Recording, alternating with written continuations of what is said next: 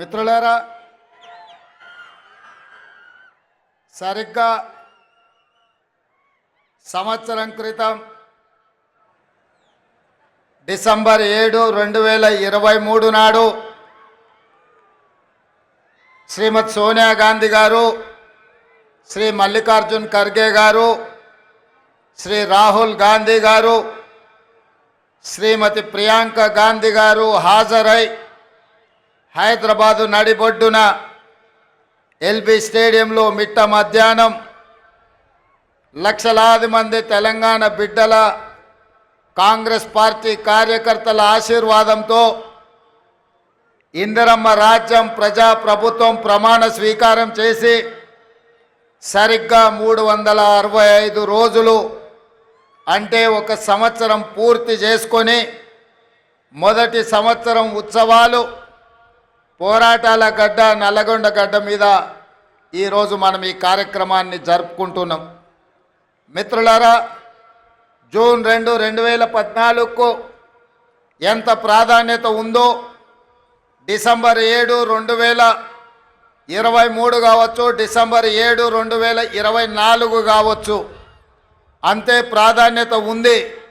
ఎందుకంటే ఉమ్మడి రాష్ట్రంలో సమైక్య పాలనలో ఆనాడు తెలంగాణ వివక్షకు లోనై ముఖ్యంగా నల్గొండ జిల్లాలో సాగునీటి ప్రాజెక్టులు ఫ్లోరైడ్ మహమ్మారిని తరమాలని ఉమ్మడి రాష్ట్రంలో ఎంత ప్రయత్నం చేసినా ఆనాడు సంపూర్ణమైన సహకారం అందలేదు. కానీ తెలంగాణ ఉద్యమానికి నాయకత్వం వహించడంలో నల్లగొండ గడ్డ ముందు బాగానే నిలబడ్డది. తొలి దశ తెలంగాణ ఉద్యమంలో ఆనాడు కొండా లక్ష్మణ్ బాపూజీ తన మంత్రి పదవికి త్యాగం చేసి మళ్ళీ తెలంగాణ రాష్ట్రం వచ్చే వరకు ఏ పదవిని నేను చేపట్టను అని పదవి త్యాగం చేసిన మహానుభావుడు ఆనాడు ఈ జిల్లా భువనగిరి ప్రాంతానికే ప్రాతినిధ్యం వహించిండు. ఆ తర్వాత మలిదశ తెలంగాణ ఉద్యమంలో ఉమ్మడి రాష్ట్ర మంత్రిగా ఉన్న మీ అభిమాన నాయకుడు కోమటిరెడ్డి వెంకటరెడ్డి గారు తెలంగాణ రాష్ట్రం కోసం, తెలంగాణ రాష్ట్రం వచ్చే వరకు నాకు మంత్రి పదవులు అవసరం లేదు, నా మంత్రి పదవి కంటే నాకు తెలంగాణ రాష్ట్రమే ముఖ్యమని ఆనాడు ఉమ్మడి రాష్ట్రంలో కోమటిరెడ్డి వెంకటరెడ్డి గారు మంత్రి పదవి త్యాగం చేసి మళ్ళీ తెలంగాణ రాష్ట్రం వచ్చిన తర్వాతనే ఇందిరమ్మ రాజ్యంలో ఈనాడు మంత్రి పదవి చేపట్టడం ద్వారా త్యాగం చేసిన పదవిని మళ్ళీ తీసుకోను అని చెప్పి వారు ఆదర్శంగా నిలబడ్డారు. వీరే కాదు, మలిదశ తెలంగాణ ఉద్యమంలో ఆత్మ బలిదానం చేసుకున్న అమరవీరుడు శ్రీకాంతాచారి ఈ ప్రాంతానికి చెందిన వాడే. ఈ నల్గొండ జిల్లా తెలంగాణ ఉద్యమంలో తొలిదశ మలిదశ తెలంగాణ ఉద్యమంలో ఈ నల్గొండ ప్రాంతం పోషించిన పాత్ర ఎవరు మర్చిపోలేనిది. అదే కాదు, ఎప్పుడు ఈ గడ్డ మీద కాలు పెట్టినా నల్గొండ గాలి పీల్చుకుంటే ఆనాటి సాయుధ రైతాంగ పోరాటమే గుర్తుకొస్తుంది. ఆనాడు నిజాంలకు వ్యతిరేకంగా రజాకర్ల అరాచకాలకు అడ్డంగా నిలబడి భూమి కోసం, భుక్తి కోసం, విముక్తి కోసం ఈ నల్గొండ గడ్డ మీద ఆడబిడ్డలు నడుం బిగించి ఒడిసేలలో రాళ్ళు పెట్టి ఒడివడిగా కొడుతూ నిజాంలను దిగంతాలకు తరిమి కొట్టిన సాయుధ రైతాంగ పోరాటానికి నాయకత్వం వహించిన ఈ నల్గొండ గడ్డ గాలి పీల్చుకుంటేనే ఆ ఉద్యమ స్ఫూర్తి వస్తుంది.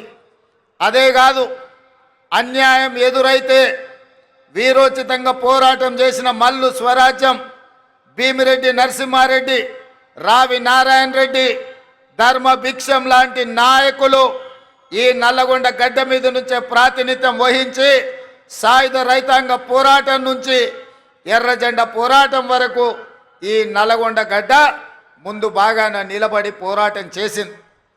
తెలంగాణ ఉద్యమంలో తెలంగాణ రాష్ట్రం వస్తే తప్పకుండా నల్గొండ సమస్యలు పరిష్కారం అవుతాయి. ఆనాడు డాక్టర్ వైఎస్ రాజశేఖర రెడ్డి గారు ముఖ్యమంత్రిగా ఉన్నప్పుడు నల్గొండ జిల్లా నుంచి మంత్రులుగా ఉన్న పెద్దలు జానారెడ్డి గారు, శాసనసభ్యులుగా కోమటిరెడ్డి వెంకటరెడ్డి గారు తీసుకొచ్చిన ఎస్ఎల్బీసీ ప్రాజెక్టు కావచ్చు, ఉదయ సముద్రం బ్రాహ్మణవెల్లి కావచ్చు, ఈ ప్రాంత ప్రాజెక్టులను పూర్తి చేసి తరతరాలుగా మిమ్మల్ని పట్టి పీడిస్తున్న ఫ్లోరైడ్ సమస్య, నల్గొండ జిల్లాలో మారుమూల తండాలలో ఉన్న పేదవాళ్ళు కూలి కోసం వెళ్ళాలంటే నడుమొంకర, కాళ్ళొంకర, చేతులొంకర ఉన్న బిడ్డల్ని వదిలి వెళ్ళలేక ఆ పిల్లలు బయటికి వెళ్తే వచ్చే ఇబ్బందులను దృష్టిలో పెట్టుకొని కన్న పిల్లల్ని కూడా మంచాలకు కట్టేసి కూలి పనులకు వెళ్తూ ఫ్లోరైడ్ మహమ్మారి బారిన పడ్డ ఈ నల్లగొండ మంచి తాగునీరు వస్తే ఈ ప్రాంతంలో కృష్ణానది జలాలు ప్రవహిస్తే మీ ఫ్లోరైడ్ సమస్య తీరుతుందని అనుకున్నారు. ఆ ఫ్లోరైడ్ సమస్యను తీర్చడానికి 44 కిలోమీటర్ల టన్నెల్ నిజంగానే కోమటిరెడ్డి వెంకటరెడ్డి గారు చెప్పినట్టు ఉత్తమ్ కుమార్ రెడ్డి గారి నాయకత్వంలో ఒకవేళ ఆనాడే తెలంగాణ రాష్ట్రంలో చంద్రశేఖరరావు గారు 10 సంవత్సరాలు ఎస్ఎల్బిసి టన్నెల్ 44 కిలోమీటర్లు, ప్రపంచంలోనే ఇంత పొడవైన టన్నెల్ ఎక్కడా లేదు. టన్నెల్ బోర్ మిషన్ ద్వారా అత్యంత అధునాతనమైన సాంకేతిక నైపుణ్యంతో ఆ టన్నెల్ను పూర్తి చేసి నల్గొండ జిల్లాకు దాదాపుగా 3.5 లక్షల ఎకరాలకు నీళ్లు ఇవ్వడమే కాకుండా 500 పైగా గ్రామాలకు తాగునీటిని ఇవ్వడం ద్వారా శాశ్వతంగా ఫ్లోరైడ్ మహమ్మారిని పాతి పెట్టాలి అని ఆనాడు ప్రణాళికలు సిద్ధం చేసిరు. కోమటిరెడ్డి వెంకటరెడ్డి సొంత ఊరు సుఖేందర్ రెడ్డి గారి ఊరికి కూతవేటు దూరంలో ఉన్న బ్రాహ్మణవెల్లి ప్రాజెక్టును పూర్తి చేసి 1,00,000 ఎకరాలకు నీళ్లు ఇవ్వడం ద్వారా ఆ ప్రాంతాన్ని కూడా సస్యశ్యామలం చెయ్యాలని ఉమ్మడి రాష్ట్రంలో వైఎస్ఆర్ నుంచి మంజూరు చేసుకున్న ప్రాజెక్టులు 10 సంవత్సరాల తెలంగాణ చంద్రశేఖరరావు పరిపాలనలో ఆ ప్రాజెక్టులు పూర్తి కాలేదు. ఉమ్మడి రాష్ట్రంలో సమైక్య పాలనలో జరిగిన అన్యాయం కంటే చంద్రశేఖరరావు గారి పరిపాలనలో నల్గొండ జిల్లా నిర్లక్ష్యానికి లోనైంది, అభివృద్ధిని నోచుకోలేదు. అందుకే మిత్రులారా, ఈరోజు డిసెంబర్ 7, 2024 మొదటి సంవత్సరం పూర్తి చేసుకుంటున్న సందర్భంలో మీ ఆశీర్వాదంతో నల్గొండ జిల్లాలో 12 అసెంబ్లీలలో 11 గెలిపించి 2 పార్లమెంట్లలో కుందూరు రఘువీర్ గారిని, చామల కిరణ్ రెడ్డి గారిని పార్లమెంటు సభ్యులుగా అత్యధిక మెజారిటీ, దక్షిణ భారతదేశంలోనే అత్యధిక మెజారిటీని ఇవ్వడం ద్వారా ఈ నల్లగొండ గడ్డ మీద 3 రంగుల జెండానే ఎగురుతుంది. మీ భుజాలు కాయలు కాసేలా ఈ జెండాను మోస్తాం, అవసరమైతే ఊపిరైనా వదులుతాం, కానీ కాంగ్రెస్ పార్టీ జెండాను వదలము అని నిరూపించిన వీర సైనికులు కాంగ్రెస్ పార్టీ కార్యకర్తలు ఈ నల్లగొండ గడ్డ మీద ఉన్నారు. మరి ఇంత మెజారిటీ ఇచ్చి ఈనాడు ఇందిరమ్మ రాజ్యంలో మీరు ప్రభుత్వాన్ని ఏర్పాటు చేసినప్పుడు మా బాధ్యతగా భావించి మొట్టమొదట పెద్దలు ఉత్తమ్ కుమార్ రెడ్డి గారికి సాగునీటి పారుదల శాఖ మంత్రిగా వారికి బాధ్యతలు అప్పచెప్పిన సోనియా గాంధీ, రాహుల్ గాంధీ, మల్లికార్జున్ ఖర్గే గారు ముందు నేను ఒకటే మాట స్పష్టంగా చెప్పిన, నల్గొండ ప్రాంతం చైతన్యం గల ప్రాంతం. నల్గొండ ప్రాంత ప్రజలు చాలా మంచి వాళ్ళు. మంచిగా ఉన్నంతసేపు, వాళ్ళ మంచి కోరుకున్నంతసేపు మనకు అండగా నిలబడతారు. ఎప్పుడైతే వాళ్లకు మన పట్ల అనుమానం వచ్చినా వాళ్ళ అభివృద్ధిని అడ్డుకుంటే బండకేసి కొడతారు నల్గొండ జిల్లా ప్రజలని చెప్పడం ద్వారా మీ బిడ్డని, మీ నాయకుని ఉత్తమ్ కుమార్ రెడ్డి గారిని ఈరోజు సాగునీటి పారుదల శాఖ మంత్రిగా చేసి మీ జిల్లాలో ఉండే పెద్ద ప్రాజెక్టులు కాబట్టి, చిన్న ప్రాజెక్టులు కావచ్చు, కానీ పిల్లాయి కాలువ కావచ్చు, ధర్మారెడ్డి కాలువ కావచ్చు, భువనగిరి ప్రాంతంలో మా కుంభమణిలు అడిగే ప్రాజెక్టులు కావచ్చు, ఈరోజు మునుగోడు దేవరకొండ ప్రాంతానికి నీళ్ళు ఇవ్వడం విషయంలో కావచ్చు, ఏది ఏమైనా నగరేకల్ ఏ ప్రాంతమైనా తుంగతుర్తైనా ఖచ్చితంగా మీ ప్రాజెక్టులు పూర్తి చేయడానికి అవసరమైన నిధులు ఎన్ని కావాలన్నా, ఎన్ని వేల కోట్ల రూపాయలైనా అడగవలసిన అవసరం లేదు. మీరు బాజాప్తా తీసుకోండి అని మా ఆర్థిక మంత్రి, ఉప ముఖ్యమంత్రి వర్యులు బట్టి విక్రమార్క గారు ఈరోజు అనుమతి ఇచ్చిండ్రు. అందుకే ఇవాళ మంత్రులందరినీ ఉప ముఖ్యమంత్రి గారి తరఫున ఈరోజు ఈ తెలంగాణ రాష్ట్ర ముఖ్యమంత్రిగా నల్గొండ జిల్లా ప్రాజెక్టులు ఎస్ఎల్బిసి కావచ్చు, బ్రాహ్మణవెల్లి కావచ్చు, పిలాయి కాలువ కావచ్చు, ధర్మారెడ్డి కాలువ కావచ్చు, ఈ ప్రాంతానికి కృష్ణా నది జలాలను ప్రవహింపజేయడం ద్వారా ఈ నల్గొండ జిల్లాను సస్యశ్యామలం చేసి తెలంగాణకే కాదు దేశానికే తలమానికంగా ఆదర్శంగా నిలబెట్టాలన్న ఆలోచన ఈరోజు మన ప్రభుత్వం చేస్తున్నది. ఇదే కాదు, ఉత్తమ్ కుమార్ రెడ్డి గారు సాగునీటి పారుదల శాఖ మంత్రిగా, సివిల్ సప్లైస్ మినిస్టర్గా ఈరోజు బాధ్యత వహిస్తూ మేము ఆనాడు చెప్పినాం వరి పండించండి అని.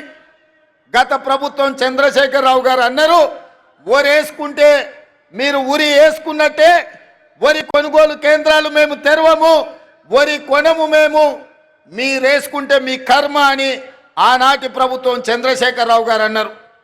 కానీ మేము అధికారంలోకి వచ్చిన తర్వాత సివిల్ సప్లైస్ మినిస్టర్గా ఉత్తమ్ కుమార్ రెడ్డి గారితో మాట్లాడి ఈనాడు ఐకేపీ కేంద్రాలు 8,500 ఐకేపీ కేంద్రాలు తెలంగాణలో నలుమూలల తెరిపించడం ద్వారా వరి పండించండి, కనీస మద్దతు ధరనే కాదు 500 రూపాయల బోనస్ ఈ తెలంగాణ రాష్ట్ర రైతాంగానికి ఇస్తామని పిలిపించి నల్గొండ జిల్లాలో 5,12,000 ఎకరాల వరి పండించే రైతులు దేశానికి ఆదర్శంగా నిలబడ్డారు. అందులో 2,70,000 ఎకరాల సన్న వడ్లను నల్గొండ జిల్లా ప్రజలు పండించారు. అందుకే ఈరోజు 3 రోజుల్లో మీ అమ్మిన వడ్లకు పైసలు ఇవ్వడమే కాదు 500 రూపాయల బోనస్ ఇవ్వడం ద్వారా రైతు అంటే ఆత్మగౌరవంతో బ్రతకాలి, రైతుకు వ్యవసాయం దండగ కాదు, వ్యవసాయం అంటే పండగ, ఆ పండగ ప్రజా పాలనలో ఇందిరమ్మ రాజ్యంలో జరగాలి అని ఇవాళ మీకు అందరు కూడా వరి పండించిన వాళ్ళు గుండెల మీద చేతులు వేసుకొని నిశ్చింతగా నిద్రపోయేటట్టు ఈరోజు మన ప్రభుత్వం ప్రయత్నం చేస్తున్నది. అందుకే మిత్రులారా, ఉమ్మడి రాష్ట్రంలో లేని విధంగా ఈ దేశంలోనే ఈసారి తెలంగాణ రాష్ట్రంతో పోటీపడ్డ వరి రైతులే లేరు. 66 లక్షల ఎకరాలలో 1,53,00,000 మెట్రిక్ టన్నుల వరి ధాన్యాన్ని పండించి ఈ దేశం మొత్తం మీదనే తెలంగాణ మొదటి స్థానాన్ని సాధించింది. ఈ తెలంగాణ రాష్ట్రంలో 5,12,000 ఎకరాల వరి పండించి నల్గొండ తెలంగాణలో మొదటి స్థానంలో నిలబడ్డదని నేను ఈరోజు ఈ సందర్భంగా గర్వంగా నేను చెప్పదలుచుకున్నా. అందుకే నల్గొండ రైతాంగాన్ని మనస్ఫూర్తిగా నేను అభినందిస్తున్నా. అందుకే చంద్రశేఖరరావు గారికి ఈరోజు నేను చెప్పదలుచుకున్నా, మీరు అధికారంలో ఉంటే చెలాయిస్తాం, ఓడిపోతే ఫామ్ హౌస్లో పడుకుంటామనే విధానము ఇది మంచిది కాదు మీకు, మీ అనుభవానికి, మీ హోదాకు. ఈరోజు నేను సూటిగా వారిని ఒకటే మాట అడుగుతున్నా, మేమందరం ఎన్నికల్లో పోటీ చేయలేదా? ఓడినా గెలిచినా ప్రజల్లో ఉండలేదా? ఒక్కసారి కాదు 2 సార్లు మీరు గెలిచినారు, మేము ఓడినాం. మీరు ముఖ్యమంత్రిగా ఉన్నప్పుడు ప్రధాన ప్రతిపక్ష నాయకుడిగా పెద్దలు జానారెడ్డి గారు నిరంతరం ప్రజల మధ్యలో ఉండి శాసనసభలో పాలక పక్షానికి సలహాలు సూచనలు ఇస్తూ ప్రభుత్వం చేసే తప్పిదాల మీద వారు సూటిగా పదునుగా ప్రభుత్వాన్ని నిలదీశారు. అదేవిధంగా మిత్రుడు బట్టి విక్రమార్క గారు మరొక 5 సంవత్సరాలు సిఎల్పి నాయకుడిగా మా ఎమ్మెల్యేలను మీరు గుంజుకున్నా, ముక్కవాని ధైర్యంతో సిఎల్పి హోదాను మీరు తొలగించినా ఏ రోజు అధైర్య పడలేదు. ధైర్యంగా 5 మంది శాసనసభ్యులతో పంచ పాండవులలాగా అందులో కోమటిరెడ్డి రాజగోపాల్ రెడ్డిని కూడా ఎంబడి పెట్టుకొని మీతోని కొట్లాడి నెంబర్ కాదు సమస్యలను ప్రస్తావించడం ప్రతిపక్ష బాధ్యత అని ప్రజా సమస్యల మీద చట్టసభలలో మా సిఎల్పి నాయకుడు ఆనాడు బట్టి విక్రమార్క గారు మీ ప్రభుత్వం మీద పోరాటం చేయడమే కాదు మీ ప్రభుత్వానికి సలహాలు ఇచ్చిండ్రు. మరి ఈరోజు నేను చంద్రశేఖరరావు గారిని అడుగుతున్నా, సంవత్సరం పూర్తి అయింది, మీరు ఎప్పుడైనా మీ ప్రతిపక్ష నాయకుడి పాత్ర పోషించిండ్రా? మీరు శాసనసభకు వచ్చిండ్రా? మీ అనుభవాన్ని ఎమ్మెల్యేగా, రాష్ట్ర మంత్రిగా, పార్లమెంట్ సభ్యుడిగా, కేంద్ర మంత్రిగా, తెలంగాణ రాష్ట్ర సమితి అధ్యక్షుడిగా, తెలంగాణ రాష్ట్ర ముఖ్యమంత్రి 10 సంవత్సరాలుగా మీకున్న అనుభవాన్ని, మీ వయసును తెలంగాణ ప్రజల కోసం ఏ ఒక్క రోజైనా వినియోగించిండ్రా? మీరు ఆలోచన చేయండి, ఆత్మ పరిశీలన చేసుకోండి. చంద్రశేఖరరావు గారు ఇంత అనుభవాన్ని 40 సంవత్సరాల ప్రజా జీవితంలో 4 కోట్ల ప్రజలు మీకు అండగా నిలబడి మిమ్మల్ని మోస్తే ఈరోజు ప్రతిపక్ష పాత్ర, శాసనసభలో ప్రతిపక్ష కుర్చీ ఖాళీగా ఉండడం, ఈ తెలంగాణ సమాజానికి ఏమి సమాధానం చెప్తారు మీరు అని అడుగుతున్నా. ఇవాళ మీరు నేను ఒకటే సూచన చేయదలుచుకున్నా, గెలిస్తే ఉప్పొంగిపోవడం, ఓడిపోతే కుంగిపోవడం, కుంగిపోయి ఫామ్ హౌస్లో పడిపోవడం మీ స్థాయికి మీ గౌరవానికి తగ్గదు. ఓటమి మేము చూసినాం. ఎమ్మెల్యేగా నేను ఓడిపోయినా, ఎమ్మెల్యేగా ఎంకన్నా ఓడిపోయిండు. కానీ ప్రజాక్షేత్రం మొదలలే మళ్ళా పార్లమెంట్ ఎన్నికల్లో నిలబడి ప్రజా తీర్పు కోరినాం. మల్కాజ్గిరి నుంచి నేను, అదేవిధంగా నల్గొండ నుంచి ఎంకన్నా ఎంపీలుగా గెలిచి పార్లమెంటులో తెలంగాణ గళాన్ని వినిపించినాం. ఎమ్మెల్యేగా గెలిచిన ఉత్తమ్ కుమార్ రెడ్డి గారు పార్టీ ఆదేశాల మేరకు పార్లమెంటు నల్గొండ నుంచి, భువనగిరి నుంచి వీళ్ళందరూ కూడా ప్రాతినిధ్యం వహించారు. అది మల్కాజ్గిరి కావచ్చు, ఎంకన్నా ప్రాతినిధ్యం వహించిన భువనగిరి కావచ్చు, ఉత్తమ్ కుమార్ రెడ్డి గారు ప్రాతినిధ్యం వహించిన నల్గొండ కావచ్చు. ప్రతిపక్ష పాత్ర మేము పోషించాలని ప్రజలు అండగా నిలబడి గెలిపించారు. మరి ఈరోజు నేను అడుగుతున్నా, సంవత్సరం పూర్తయిన సందర్భంగా చంద్రశేఖరరావు గారు మీరు ఒక్కసారి ఆత్మ పరిశీలన చేసుకోండి. గెలిస్తే ఉప్పొంగడం, ఓడిపోతే కుంగిపోవడం, ఇది తెలంగాణ సమాజానికి, ప్రజాస్వామ్యానికి మంచిదా? మీరెందుకు బయటికి రావడం లేదు? మీరెందుకు మాట్లాడడం లేదు? ప్రభుత్వం తీసుకుంటున్న నిర్ణయాలు మీకు నచ్చకపోతే, ప్రజలకు కష్టం వస్తే ప్రజల పక్షాన మీరు మాట్లాడవలసింది పోయి మీరు ఒక గాలి బ్యాచ్ను జమ చేసి ఊరి మీదకి వదిలినరు. వాళ్ళ మాటలు ఎప్పుడైనా మీరు విన్నారా? చంద్రశేఖరరావు గారు ఏం మాట్లాడుతున్నారో, ఏం చేస్తున్నారో? ఫ్యాక్టరీలు తెస్తామంటే వద్దంటారు, పరిశ్రమలు పెడతామంటే వద్దంటారు, రోడ్లు వేస్తామంటే వద్దంటారు, RRR కడతామంటే వద్దంటారు, బ్రాహ్మణ వెళ్ళి పూర్తి చేస్తామంటే వద్దంటారు, ఫార్మా సిటీ కాదు అది ఫ్యూచర్ సిటీ అంటే వద్దంటారు, మన ఫాక్సికాన్ పెట్టుబడులు తెస్తామంటే వద్దంటారు, మీకు ఇచ్చిన మెడికల్ కాలేజీలు పూర్తి చేస్తామంటే వద్దంటారు. ఈరోజు ఏది అయినా వద్దనడం తప్ప ఇంకొక మాటనే వాళ్ళకి తెలుస్తలేదు. నేను అడుగుతున్నా, ఏది వద్దన్నప్పుడు, భూసేకరణ చేయొద్దన్నప్పుడు, పెట్టుబడులు రావద్దన్నప్పుడు, కాలేజీలు తెరవద్దన్నప్పుడు, ఉద్యోగాలు ఇవ్వద్దన్నప్పుడు, గ్రూప్ 4 పరీక్షలు పెట్టొద్దన్నప్పుడు, గ్రూప్ 1 పరీక్షలు పెట్టొద్దన్నప్పుడు, DSC నోటిఫికేషన్ రద్దు చేయమంటే ఏ విధంగా తెలంగాణ రాష్ట్రం ముందుకు వెళ్తుందో తెలంగాణ సమాజం ఆలోచన చేయాలి. ఇయ్యాల పరీక్షలు పెట్టొద్దు, పిల్లలకు ఉద్యోగాలు ఇవ్వద్దు అంటే ఇది తెలంగాణకి క్షేమమా? ఇది తెలంగాణకు మంచిదా? ఒక్కసారి ఆలోచన చేయండి. ఆనాడు తెలంగాణ ఉద్యమం జరిగిందే ఉద్యోగాల కోసం, ఉపాధి కోసం, ఉజ్వల భవిష్యత్తు కోసం. నూనూగు మీసాల యువకులు ఉస్మానియా యూనివర్సిటీ, కాకతీయ యూనివర్సిటీలలో తెలంగాణ ఉద్యమాన్ని ఉవ్వెత్తున లేపి ఓ ఈశాన్ రెడ్డి, ఓ వేణుగోపాల్ రెడ్డి, ఓ కానిస్టేబుల్ కిష్టయ్య, ఓ యాదయ్య వీళ్ళందరూ ఆత్మ బలిదానాలు చేసుకొని శ్రీకాంతాచారిని ఆదర్శంగా తీసుకొని వాళ్ళు ప్రాణ త్యాగాలు చేసింది వాళ్ళ భవిష్యత్ తరాల పిల్లలకు ఉద్యోగ ఉపాధి అవకాశాలు రావాలి, వాళ్ళ బతుకులైన బాగుపడాలి అని కదా తెలంగాణ కోసం త్యాగం చేసింది. లేకపోతే 1200 మంది ఆత్మ బలిదానాలు చేసుకున్నది మీ కుటుంబంలో 4 ముఖ్యమంత్రులని, 2 మంత్రులను, లేకపోతే రాజ్యసభ సభ్యులను, ఎమ్మెల్సీలను చేయడానికి పిల్లలందరూ ప్రాణత్యాగం చేసిండ్రా? మీ 4 కోసం మీ పిల్లలు త్యాగం చేసిరా? 4 కోట్ల తెలంగాణ ప్రజల కోసం ప్రాణ త్యాగం చేసిండ్రా? నువ్వు ఒక్కసారి ఆత్మ పరిశీలన చేసుకోండి చంద్రశేఖరరావు గారు. ఇవాళ మేము భావిస్తున్నాం 1200 మంది తెలంగాణ బిడ్డల ఆత్మ బలిదానాల పునాదుల మీద ఏర్పడి తెలంగాణ రాష్ట్రం, ఈ తెలంగాణలో ఉండే నిరుద్యోగ రాక్షసిని ఈ రోజు బంధించాలి, నిరుద్యోగ యువకులకు ఉద్యోగాలు ఇచ్చి ప్రయోజకులను చెయ్యాలన్న ఆలోచన ఇవాళ కాంగ్రెస్ పార్టీ చేసింది. 15,000 కానిస్టేబుల్ల ఉద్యోగాలు ఇస్తే నల్గొండలో వేలాది ఉద్యోగాలు వచ్చినాయి. ఇవాళ నేను గర్వంగా నేను తెలంగాణ రాష్ట్ర గడ్డ మీద నుంచి నేను చెప్పదలుచుకున్నా, మొదటి సంవత్సరం ఈ దేశానికి స్వతంత్రం వచ్చినప్పటి నుంచి ఈనాటి వరకు 75 సంవత్సరాలలో ఈ దేశంలో ఏ రాష్ట్రంలో ఏ ముఖ్యమంత్రి, ఏ ప్రభుత్వం మొదటి సంవత్సరంలో 55,143 ఉద్యోగాలు ఇచ్చిన రాష్ట్ర ప్రభుత్వమే లేదు. తెలంగాణలో మా ప్రభుత్వం ఇచ్చింది.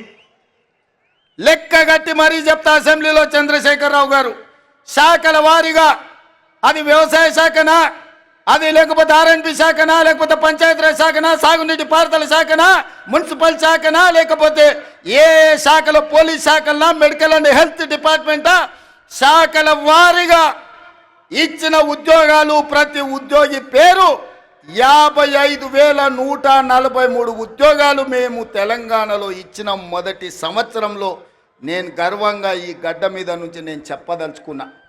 ఇన్ని ఉద్యోగాలు ఈ దేశంలో ఎవరైనా ఇచ్చిండ్రా? ఇవాళ అక్కడ నడ్డా వచ్చిండంటే ఎక్కడి నుంచో, అయ్యా నడ్డా గారు మీరు మా అడ్డ మీదకి వచ్చారు, అడ్డగోలుగా మీరు మాట్లాడకండి. నేను సూటిగా నడ్డా గారిని కాదు కానీ మోడీ గారిని అడుగుతున్నా.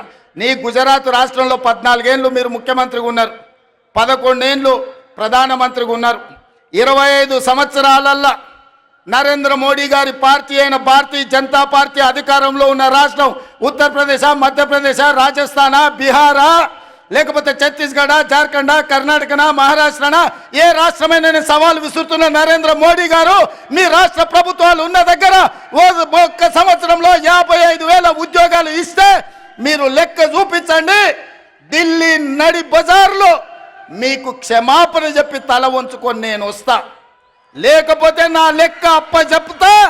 నీ పార్టీ నీ నాయకులను నువ్వు తెలంగాణ రాష్ట్రాన్ని మా ప్రభుత్వాన్ని అభినందించు.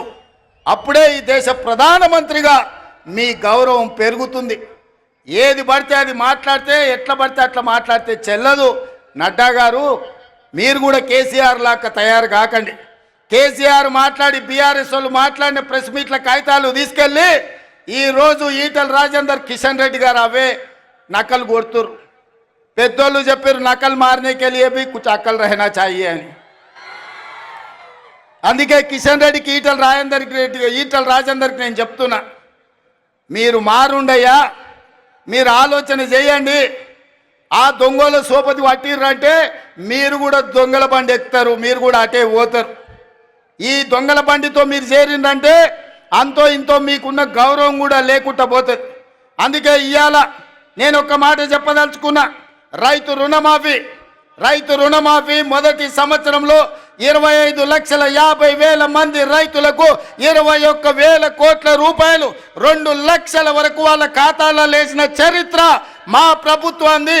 నేను సూటిగా నరేంద్ర మోడీ గారిని, కల్వకుంట్ల చంద్రశేఖరరావు గారికి సవాలు విసురుతున్నా. మీ అధికారంలో ఉన్న సమయంలో కావచ్చు, మీ రాష్ట్రాలలో కావచ్చు, ఒక్క సంవత్సరంలో 21,000 కోట్ల రూపాయలు 2 లక్షల రూపాయల రైతు రుణమాఫీ మీరు చేస్తే మా వ్యవసాయ శాఖ మంత్రి తుమ్మల నాగేశ్వరరావు గారు, మా ఉత్తమ్ కుమార్ రెడ్డి గారు, మా రెవెన్యూ మినిస్టర్ శ్రీనివాస్ రెడ్డి గారు, బట్టి విక్రమార్క గారితో సహా నేను వచ్చి మీకు క్షమాపణ చెప్తాం. మా చరిత్ర ఇది, నికార్సైన లెక్క ఇది. మా ఆర్థిక మంత్రి ఎన్ని ఇబ్బందులు పడ్డా వానాడు అడ్డగోలుగా వాళ్ళు అప్పులు చేసి తెలంగాణ రాష్ట్రాన్ని దివాలా తీపించిన మా ఆర్థిక మంత్రి బట్టి విక్రమార్క గారు ఒక క్రమ పద్ధతిలో మొదటి సంవత్సరంలోనే 21,000 కోట్ల రూపాయలు 25,50,000 మంది రైతులకు రుణమాఫీ చేసి రుణం తీసుకున్న చరిత్ర మా చరిత్ర. మా చరిత్ర గురించి మీరు మాట్లాడతారా? కాంగ్రెస్ పార్టీ గ్యారంటీల గురించి మాట్లాడే అర్హత మీకున్నదాన్ని నేను ఈ సందర్భంగా అడుగుతున్నా.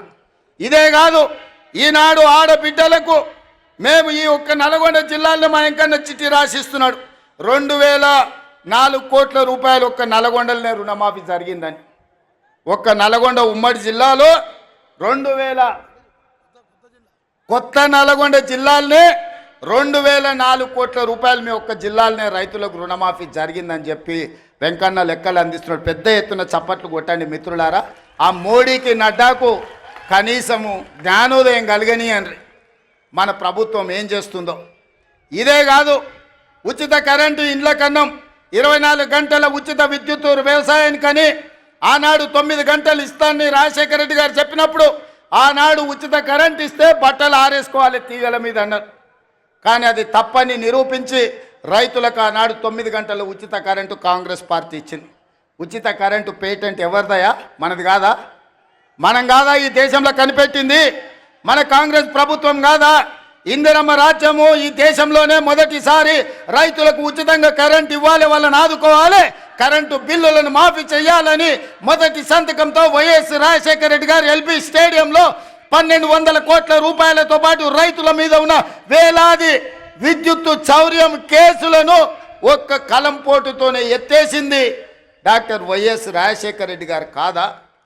ఆ ఆదర్శంగా తీసుకొని 24 గంటలు ఇచ్చిన ప్రభుత్వం ఈనాడు ఇండ్లలో కూడా 200 యూనిట్లు ఉచితంగా ఇవ్వాలి పేదవాళ్ళకని 50 లక్షల కుటుంబాలకు ఇవాళ విద్యుత్ శాఖ మంత్రి బట్టి విక్రమార్క గారు 50 లక్షల కుటుంబాలకు 200 యూనిట్లు ఈరోజు ఉచితంగా కరెంటు ఇస్తున్నమాట వాస్తవంగా కాదా? ఇవాళ ఆడబిడ్డలకు 1200 రూపాయల సిలిండర్ అయింది. రూపాయి జమ చేసి మా అక్కలు జమ చేసుకుంటే మోడీ వచ్చి ఎత్తుకపోతున్నాడు. ఎట్లా ఆదుకోవాలని ఆలోచన చేస్తే సోనియమ్మ చెప్పింది 500కే నువ్వు ఇయ్యని. ఇవాళ ఆడబిడ్డలకు 500 రూపాయలకే సిలిండర్ ఇస్తున్న శాఖ మీ నాయకుడు ఉత్తమ్ కుమార్ రెడ్డి గారు నిర్వహిస్తలేరా? ఆడబిడ్డలకు 500 సిలిండర్ మా తెలంగాణ రాష్ట్రంలో మేము ఇస్తలేమా? రాజీవ్ ఆరోగ్యశ్రీ ఆనాడు మేము 2 లక్షల రూపాయలతో మొదలు పెడితే చంద్రశేఖరరావు గారు వచ్చి దాన్ని నిర్వీర్యం చేసి మనం వచ్చినాక మొదటి 2 రోజులే డిసెంబర్ 9 నాడు 7 నాడు అధికారం చేపడితే 9 నాడే 10 లక్షల రూపాయలు రాజీవ్ ఆరోగ్యశ్రీ పథకాన్ని పెంచి పేదవాళ్ళ కార్పొరేట్ వైద్యాన్ని అందించి ఇవాళ పేదవాడిని కుటుంబ సభ్యులుగా భావించి అపోలో యశోద ఎక్కడికి వెళ్ళిన 10 లక్షల రూపాయలతోని మీ కుటుంబాలకు ఇవాళ ఉచిత వైద్యాన్ని అందించింది మన ప్రభుత్వం కాదా? అదేవిధంగా ఇవాళ పాఠశాలల్లో ప్రమోషన్లు రాక టీచర్లు బదిలీలు లేక ఉంటే 35,000 మంది టీచర్లను బదిలీ చేయడమే కాదు 21,000 మంది టీచర్లను ప్రమోషన్లు ఇచ్చి ఇవాళ వాళ్ళ ఫుడ్ ఛార్జెస్ కాస్మెటిక్ ఛార్జెస్ 40% పెంచి ఇవాళ ఈ రాష్ట్రాన్ని విద్యార్థులను ఆదుకోవాలని 26,000 స్కూళ్ళల్లో 31 లక్ష విద్యార్థులకు ఇవాళ అన్ని రకాల వసతులు అందించాలని ఒక ప్రక్షాళన చేసి సమూలమైన విధానాన్ని తీసుకొచ్చి ఇవాళ విద్యార్థులను మన ప్రభుత్వం ఆదుకోలేదా అని నేను అడుగుతున్నా. ఇవాళ ఇవన్నీ విద్యార్థులే కాదు, ఈరోజు హోంగార్డ్స్ కానీ పోలీసులు కానీ వాళ్ళ సమస్యలను పరిష్కరించి ఆత్మగౌరవంతో బ్రతికే విధంగా పోలీసులకు స్వేచ్ఛనిచ్చింది మన ప్రభుత్వం కాదా? ఇవాళ అందుకే మన ప్రభుత్వం వచ్చిన తర్వాత మనం పనిలో మునిగిపోయినాం, ప్రచారం చేసుకోలేదు. మీరేమో అన్నలు వెంకన్న మంత్రి అయ్యిండు, రేవంత్ అన్న ముఖ్యమంత్రి అయ్యిండు, మన పని అయిపోయిందని మీరు కూడా దావతులు అక్కడ ఇక్కడ చుట్టాలు ఇళ్ళ పొడితే తిరుగుతున్నారు పెళ్ళిళ్ళు పేరంటాలని. మేమేమో రోజుకు 18 గంటలు పని చేసుకుంటున్నాం. అవతలోడు పెళ్లి పని మీద ఉన్నాడంట, అటు ఇటు దావతుల మీద తిరిగేటోడు దావతుల మీద తిరిగిన వాళ్ళు ఇవాళ సోషల్ మీడియాలో అడ్డగోలుగా ఏది పడితే అది ప్రచారం చేస్తున్నారు. వాటిని తిప్పి కొట్టక మనం వెనుకబడ్డట్టు అనిపించింది. అందుకే ఇవాళ కార్యకర్తలు నేను అడుగుతున్నా, ఈ తెచ్చిన ప్రభుత్వాన్ని నిలబెట్టుకున్న బాధ్యత మనం చేస్తున్న పనులు చెయ్యని మనం చెప్పం. కేసీఆర్లకు దళితుని ముఖ్యమంత్రి చేస్తామనో దళితులకు 3 ఎకరాల భూమి ఇస్తామనో ఇట్లాంటి హామీలు మనం ఇయ్యం. ఇవాళ మనం చెప్పిన ప్రతి పని మనం చేస్తున్నాం. ఇవాళ కేవలం రైతులకు వ్యవసాయానికి ఈ మొదటి సంవత్సరంలో 55,000 కోట్ల రూపాయలు ఈరోజు రైతులకు ఇచ్చినాం. కేసీఆర్ తెచ్చిన అప్పుకు ఆనాడు తెలంగాణ రాష్ట్రం ఏర్పడ్డ నాడు కాంగ్రెస్ పార్టీ ఒక క్రమ పద్ధతిలో నిధులను మిగులు ఇచ్చి 16,000 కోట్ల రూపాయల మిగులు రాష్ట్రంగా చంద్రశేఖరరావుకు అప్పచెప్తే 10 ఏళ్ల మిగులు రాష్ట్రాన్ని దివాలా దీపించి 7 లక్షల కోట్ల రూపాయలతో మనకు ఇవాళ అప్పచెప్పిండు. మనం ఇచ్చిన 16,000 కోట్ల మిగులు బడ్జెట్ ఎక్కడా? చంద్రశేఖరరావు గారు 7 లక్షల కోట్ల రూపాయల అప్పుల ఊబిలో కూరుకుపోయిన తెలంగాణ రాష్ట్రాన్ని మనకిస్తే అక్కడి నుంచి ప్రయాణం మొదలుపెట్టి ఇవాళ చంద్రశేఖరరావు గారు చేసిన అప్పులకు ప్రతి నెల బట్టి విక్రమార్క గారు అసలు మిత్తి కలిపి ప్రతి నెల 6,500 కోట్లు కడుతుండు. ఈ మొదటి సంవత్సరం ఇప్పటికే 65,000 కోట్ల రూపాయలు చంద్రశేఖరరావు గారు అప్పులు చేసిన దానికి ఆయన తెచ్చిన అప్పులకు అసలు మిత్తి కలిపి 65,000 కోట్లు కట్టారు. తెలంగాణ రాష్ట్రంలో ఉన్న 70 లక్షల రైతాంగ కుటుంబాలకు 55,000 కోట్లు ఖర్చు పెడితే చంద్రశేఖరరావు తెచ్చిన అప్పుకు మొదటి సంవత్సరంలో ఒక్క కుటుంబం చేసిన అప్పుకు 65,000 కోట్ల రూపాయలు చెల్లించాల్సి వచ్చింది. మిత్రులారా, తెలంగాణ రాష్ట్రాన్ని ఎంత భ్రష్టు పట్టించిండో చంద్రశేఖరరావు. ఇవాళ తెలంగాణ ఆర్థికవేత్తలు ఆలోచన చెయ్యాలి. అందుకే ఇవాళ మిత్రులారా, ఈ నల్గొండ గడ్డ మీద మొదటి సంవత్సరం పూర్తి చేసుకుంటున్న సందర్భంగా రైతు రుణమాఫీ కావచ్చు, రైతు భరోసా కావచ్చు, రైతుకి ఇస్తున్న బోనస్ కావచ్చు, నిరుద్యోగ యువకులకు ఇచ్చిన 55,000 ఉద్యోగాలు కావచ్చు, ఫ్రీ సిలిండర్ కావచ్చు, ఆరోగ్యశ్రీ కావచ్చు, అన్ని పథకాలు మనం అమలు చేస్తున్నాం, ఇంకా చేస్తాం. ఈ గడ్డ మీద నుంచి చివరిగా ఒక్క మాట చెప్పదలుచుకున్నా, సంక్రాంతి తర్వాత రైతు భరోసా మీ ఖాతాలో పడుతుంది. వాడో వీడో ఏదో చెప్పితే ఎవ్వని మాట వినకండి. ఆనాడు ఒట్టేసి చెప్పిన రుణమాఫీ చేస్తా అని చేసి చూపించిన ఇవాళ మళ్ళీ మీకు చెప్తున్నా, తెలంగాణ రైతాంగానికి నల్గొండ గడ్డ మీద నుంచి మాట ఇస్తున్నా, సంక్రాంతి పండుగ తర్వాత మీ ఖాతాలలో రైతు భరోసా గలగల పడుతుంటే బీఆర్ఎస్ వాళ్ళ గుండెలు లబడబ కొట్టుకోవాలి. అదే విధంగా నల్గొండ రైతాంగానికి, తెలంగాణ రైతాంగానికి విజ్ఞప్తి చేస్తున్నా, సన్నాలే పండించండి. సన్నాలకు 500 రూపాయల బోనస్ ఇచ్చి మీ పంట కొనే బాధ్యత, చివరి గింజ వరకు కొనే బాధ్యత మన ప్రభుత్వం తీసుకుంటుంది. మీ బోనస్ మీ ఖాతాలో పడుతుంది. ఎవడెన్ని చెప్పినా నమ్మకండి. మీరు నమ్మకంగా సన్నాలు పండించండి. ఆ సన్నాలు మీరు పండించిన సన్నాలే రేషన్ షాపుల్లో పేదోళ్ళకి సన్న బియ్యం ఇస్తాం. హాస్టళ్లలో ముఖ్యంగా SC ST BC minority Kasturba పాఠశాలల్లో మధ్యాహ్న భోజన పథకానికి సన్నం బియ్యంతోనే పేదోళ్ళ బిడ్డలకు అన్నం పెట్టే బాధ్యత ఈ ప్రభుత్వం తీసుకుంటుంది. తెలంగాణ గడ్డ మీద, తెలంగాణ నేలలో పండించిన తెలంగాణ సన్నాలే మన బిడ్డలకు బుక్కెడు బువ్వ పెట్టాలి. సన్నాలు పండించండి.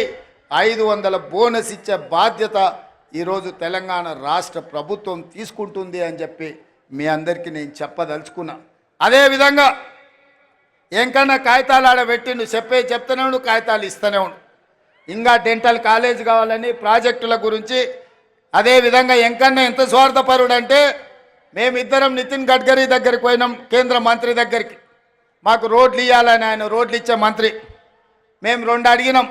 నేనేమో రీజనల్ రింగ్ రోడ్ అడిగినా, ఎంకన్నానేమో నల్లగొండకు అవుటర్ రింగ్ రోడ్ అడిగాను. నితిన్ గడ్కరీ అన్నాడు ఏదో ఒకటి ఇస్తా అన్నాడు. ఎంబడే రీజనల్ రింగ్ రోడ్ కంటే ముందుగాల నల్గొండ అవుటర్ రింగ్ రోడ్ అడిగిండా. నల్గొండ అవుటర్ రింగ్ రోడ్ 400 కోట్లకు అవుతుంది, రీజనల్ రింగ్ రోడ్ 35,000 కోట్లకు అవుతుంది. అయినా ఎంకన్నా నల్గొండను అభివృద్ధి చేయాలా అన్న పట్టుదలతో నల్గొండకు అవుటర్ రింగ్ రోడ్ ఆయన తెచ్చిన రీజనల్ రింగ్ రోడ్ మనం ఇవాళ వేసుకోవాలనుకుంటున్నాము.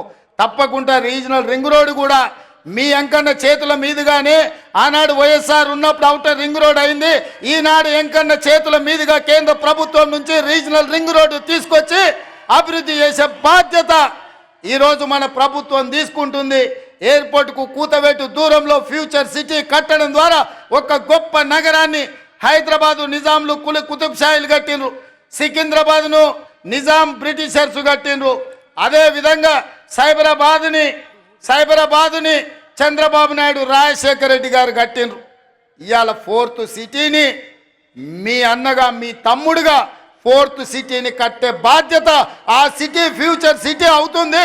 50,000 ఎకరాల కొత్త నగరాన్ని నిర్మించుకొని ప్రపంచంలో ఉండే పెట్టుబడులను అక్కడికి తీసుకొచ్చి మన నిరుద్యోగ యువకులకు, ఇంజనీర్లకు, లాయర్లకు, డాక్టర్లకు ఉద్యోగ ఉపాధి అవకాశాలు కల్పించే బాధ్యత ఈరోజు మన ప్రభుత్వం తీసుకుంటుంది. కొత్త నగరాన్ని నిర్మించుకోవడానికి ఎంకన్నా పక్క నుంచి మా మూసీ కథ ఏందంటున్నాడు, కాగితం మీద రాసిచ్చి నకలు చిట్టిస్తే ఏందో అనుకున్నా. ఇవాళ మీ కష్టాలు చూసే ఫ్లోరైడ్ ఒక పక్కన మీ ప్రాణాలు తింటుంటే, మీ బొక్కల్ని నలుచుకొని తింటుంటే అదేవిధంగా మూసీ మీకు కాలుష్యం అయిపోయింది.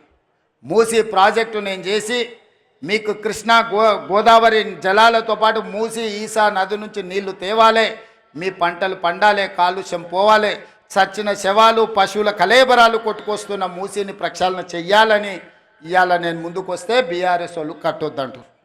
నల్గొండ ఆలోచన చేయాలి. ఈయన్నే పక్కనే ఒక ఆయనకు ఒకటి ఇచ్చారు ఏకలింగానికి. ఆ ఏకలింగాన్ని మీరు పోయి అడుగురు, సూర్యాపేటకు పోయి మూసీ కట్టాలా వద్దా, మూసి వద్దంటే తీసుకొని పోయి అందులోనే ముంచండి ఏకలింగాన్ని. ఎందుకంటే తప్పిపోయిండు, అట్లనో ఇట్లనో ఎట్లనో. ఇవాళ ఈ మూసీ ప్రాజెక్టు కట్టకపోతే నల్గొండలు ఎవరు బ్రతకలేని పరిస్థితి. వరల్డ్ హెల్త్ ఆర్గనైజేషన్ చెప్పింది మనుషులు జీవించలేని పరిస్థితులు నల్గొండ ప్రాంతంకు రాబోతున్నాయని. అందుకే ఇవాళ మూసీ ప్రక్షాళన చేసి గోదావరి జలాలు ఉస్మాన్ సాగర్, హిమాయత్ సాగర్కు తరలించి అక్కడి నుంచి మూసీలో గోదావరి జలాలను ప్రవహింపజేసి మీ మూసీ ప్రాజెక్టు నేరేడ్చర్ల వరకు ఈరోజు మూసీ ప్రాజెక్టును కట్టడం ద్వారా ఈ నల్గొండను అభివృద్ధి పదం వైపు నడిపించి కాలుష్యం లేని కలుషితం లేని నీరును మీ ప్రాంతానికి ఇవ్వడం ద్వారా ఇండస్ట్రియల్ పొల్యూషన్ నుంచి మిమ్మల్ని కాపాడడం ద్వారా మూసి కట్టి తీరుతాం. మూసి కట్టే బాధ్యత నాది, నల్లగొండకు విముక్తి కలిగించే బాధ్యత నాది.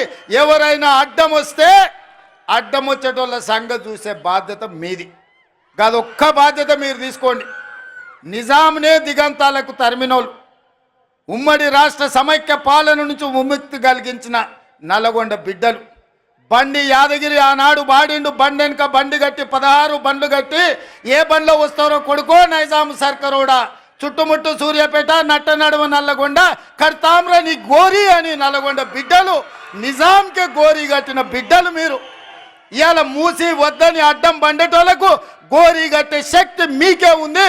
మీరు అనుకుంటే ఎల్బీ నగర్, మహేశ్వరం, ఇబ్రాహీంపట్నం, ఉప్పల్ నియోజకవర్గాలు నల్లగొండ బిడ్డలు దలుచుకుంటే బీఆర్ఎస్ వాళ్ళ డిపాజిట్లు గల్లంత అవుతాయి.